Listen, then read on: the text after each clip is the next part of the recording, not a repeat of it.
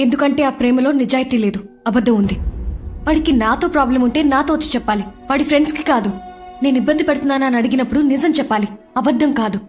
వాడి మాటలు నీకు నచ్చలేదని వాణ్ణి హాల్లో అందరి ముందు నిలదీయొచ్చు. ఇక్కడ ఒక కాలనీ మొత్తానికి చెడుగా చెప్పొచ్చు. వాడు మాత్రం వాడిబ్బందుల్ని తన క్లోజ్ ఫ్రెండ్తో షేర్ చేసుకోకూడదా? రిలేషన్షిప్ అన్నాక అబద్ధాలు చాలా కామన్. ఎవరిదాకో ఎందుకు? మీ నాన్ననే తీసుకో.